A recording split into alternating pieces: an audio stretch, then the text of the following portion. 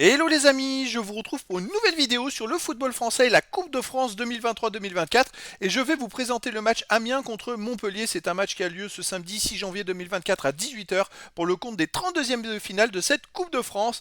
Alors, Amiens, c'est une Ligue 2 qui reçoit Montpellier, une Ligue 1. Il y a donc une division d'écart en faveur de Montpellier. Donc dans cette vidéo, je vais revenir sur le classement et les statistiques de ces deux équipes dans leur championnat respectif. On verra ensuite le classement des meilleurs buteurs, de tous les buteurs d'ailleurs de ces équipes dans leur championnat également. Et on terminera par les 10 derniers résultats, toutes compétitions confondues, et les stats, ce qui nous permettra d'avoir une idée, une tendance à ce match.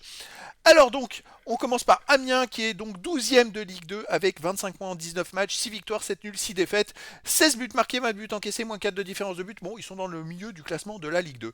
Montpellier de son côté est 12e de Ligue 1, donc on a le 12e de Ligue 2 contre le 12e de Ligue 1, c'est étonnant. Montpellier est 12e de Ligue 1 avec 18 points en 17 matchs, 4 victoires, 7 nuls, 6 défaites, 19 buts marqués, 21 encaissés, moins 2 de différence de but, donc des statistiques un peu similaires pour les deux équipes.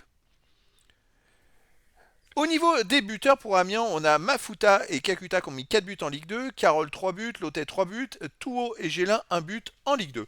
Pour Montpellier, on a Adams qui est 3e meilleur marqueur de Ligue 1 avec 7 buts. Ensuite, Altamari Savanier avec 3 buts, Nordin et Fayad avec 2 buts. Et à un but, on a Estève et Kazri, 1 but en Ligue 1. Les 10 derniers résultats, toutes compétitions confondues, Amiens finalement ne perd pas trop, donc ils sont en meilleure forme, on va dire, malgré leur classement. C'est 4 victoires, 4 nuls, 2 défaites, 10 buts marqués, 7 buts encaissés, plus 3 de différence de but. Alors, ils ont gagné au tour précédent à Caen 1-0 en Coupe de France, au tour d'avant à Aubourg, ils avaient gagné 3-0. Bon, chez eux, ils restent sur un 0-0 contre Caen. On prend que les matchs à domicile, une victoire 1-0 contre Saint-Etienne, un nul contre Concarneau, un partout. Une défaite contre Grenoble 2-1 et un nul contre Laval 0-0. Donc il y a quand même pas beaucoup de victoires, il y a beaucoup de matchs nuls. C'est une équipe qui a du mal à faire des différences.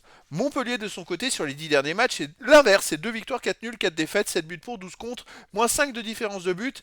On va aller prendre surtout les matchs à l'extérieur. Par contre, à l'extérieur, il reste sur une victoire à Metz, 1 but à 0, une défaite à Monaco 2-0. Avant, ils ont joué beaucoup à domicile. Ils ont perdu aussi au PSG 3-0. Bon, pas ça, c'est une contre-performance, mais bon, ça, c'est presque logique. Et à Nantes, ils ont perdu 2 buts à 0. Après, Montpellier a enchaîné quand même beaucoup de matchs à domicile. Ils ne réalisent pas forcément des super résultats.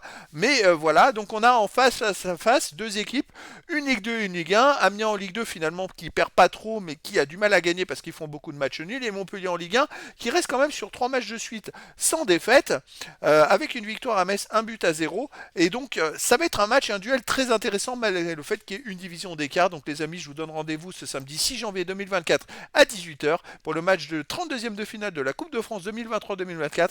Amiens, le 12e de Ligue 2, reçoit Montpellier, le 12e de Ligue 1. Voilà les amis, je vous dis à très bientôt pour une nouvelle vidéo.